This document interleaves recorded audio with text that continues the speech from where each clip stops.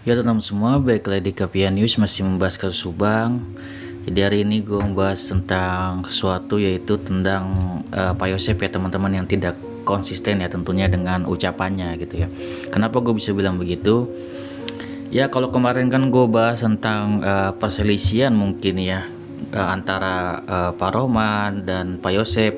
Pak Yosep bilangnya kan eh, minta dana bos untuk menggaji Pak Rohman, tapi Pak Rohman sendiri nggak ngaku gitu ya. Entah itu berbohong atau enggak, tapi gue yakin sih Pak Yosep memberikan gaji Pak Rohman dengan dana bos tersebut, meskipun itu secara langsung atau tidak ya. Mungkin juga dikasih ke Pak Mulyana, terus Pak Mulyana memberikan ke Pak Rohman, kan bisa seperti itu. Yang pasti ada dana bos di situ ya. Pasti gue yakin ada uang dana bos di situ. Terus kemudian ada eh ya ada suatu hal yang bertentangan juga mungkin ya, selain itu Pak Roman dan Pak Yosep mungkin tentang rekonstruksi kemarin juga ya. Pertentangan apa? Pertentangan Pak Yosep mau hadir ya. Tentunya kalau gue yakin sebagai pengacara, eh, tentunya Pak Roman tidak mau ya kliennya harusnya tidak mengakui dan kekeh dan tidak harus ikut gitu. Harusnya seperti itu ya kalau misal sebagai pengacara, tapi di situ Pak Yosep sendiri malah mau maju gitu. Itu pastikan ada pertentangan nih antara Pak Rohman dan Pak Yosep sebelumnya. Pasti kayak gitu teman-teman, karena tidak mungkin pengacara membiarkan gitu aja kliennya untuk uh, ikut rekonstruksi, karena seolah nanti dipandang masyarakat itu menjadi mengakui kayak gitu. Terus seperti apa lagi pandangan Pak Yosep yang gue mau bahas tentang tidak konsistennya ucapan dari Pak Yosep gitu ya. Jadi suatu hal ini mungkin sudah dibahas juga oleh Kang Heri, tapi gue mau bahas lagi karena memang hal ini uh, tidak konsisten menurut gua, karena Danu ini kan sudah terbukti konsisten dan sudah diakui oleh LPSK dan sudah uh, dianggap jujur ya 100% dan sudah menjadi justice kolaborator. Gimana dengan Pak Yosep gitu kan ya. Pak Yosep sendiri seperti kita ketahui dari dulu sampai sekarang meyakini bahwasanya Danu adalah saksi mahkota. Saksi mahkota adalah saksi di mana dia adalah seorang kunci untuk membuka kasus ini, dan itu terbukti ya. Doa-doa Pak Yosep semuanya sudah terbukti. Dikala semuanya sudah terbukti, doa-doa dia sudah tercapai, malah dia menyanggah akan doa dia sendiri. Itu yang namanya tidak konsisten teman-teman. Karena apa ya? Tentunya di sini ada kewajaran karena tidak sesuai yang dia inginkan gitu. Kenapa tidak sesuai yang dia inginkan bang? Kenapa tidak sesuai dengan dia yang inginkan? Karena seperti teman-teman lihat kemarin tentang video dari rekaman Bang Jack, video rekaman dari Kang Heri, itu mengarahnya kemana gitu kan? Teman-teman udah pasti lihat kan mengarahnya mau kemana. Jadi mengarahnya adalah sudah sangat jelas. Danu ini Pak Yosep ini pengen banget gitu Danu ini mengaku. Setelah Danu mengaku ini arah-arahnya ke orang-orang yang Pak Yosep sebut gitu, terutama Yoris gitu. Karena Yoris juga disebut di situ gitu kan, ada Opi gitu kan, ada Wahyu gitu kan, ada Kosasi. Itulah yang disebut-sebut Pak Yosep sebagai komplotannya gitu, dan ujungnya ke siapa? Ujungnya ke Yoris gitu teman-teman. Buktinya apa bang ya? Buktinya teman-teman udah lihat kemarin kan, bahwasanya Pak Yosep melaporkan pada saat di AP langsung bener-bener ya ngomong sama Kang Heri gitu ya, melaporkan ucapannya itu adalah ucapan saat dia di BAP, ungkapan ke ibu siapa, Kapolres ya.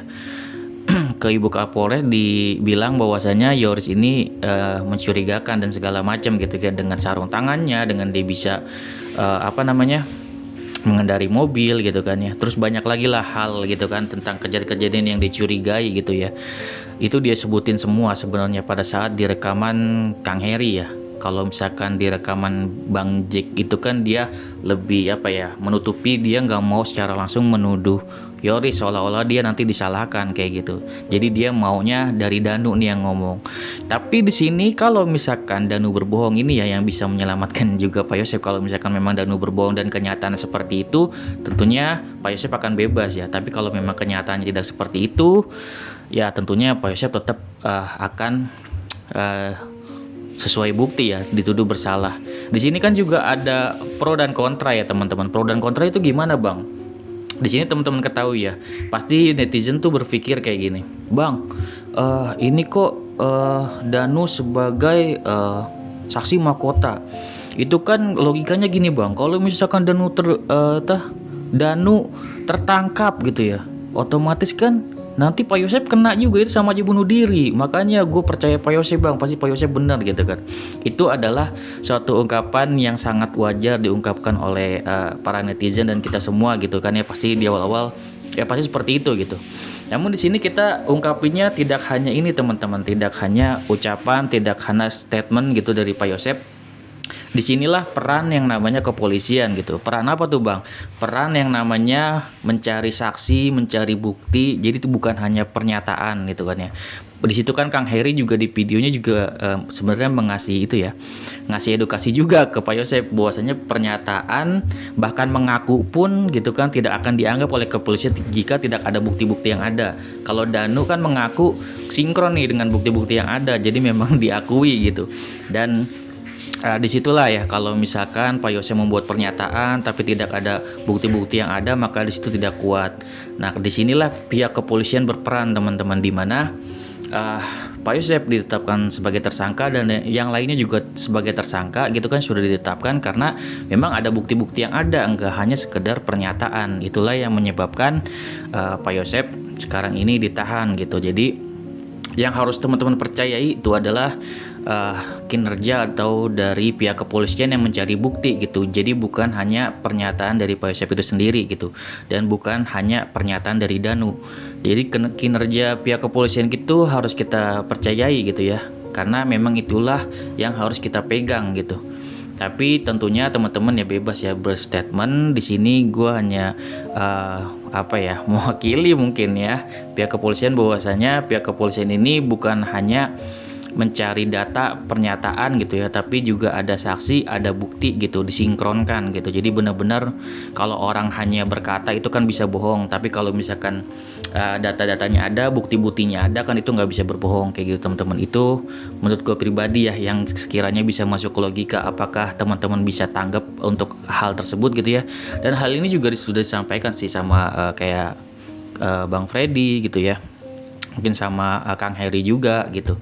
Harusnya itu kita bisa masuk logika untuk hal tersebut gitu. Mungkin Pak Yosep bisa bilang Danu tertangkap, semuanya terungkap, dan memang sudah terungkap. Kalau memang yang disalahkan Pak Yosep, itu kan yang bertanggung jawab pihak kepolisian yang bertugas untuk membuktikan ada barang buktinya segala macam. Jadi kita percayakan saja ke pihak kepolisian ya teman-teman. Oke, segitu ya dari gue, semoga bermanfaat. Itulah yang gue mau bahas tentang ketidakkonsistenan dari pernyataan Pak Yosep sendiri, karena memang beliau yang diberatkan gitu ya. Oke, segitu ya dari gue, semoga bermanfaat. Wassalamualaikum warahmatullahi wabarakatuh. See you next video teman-teman.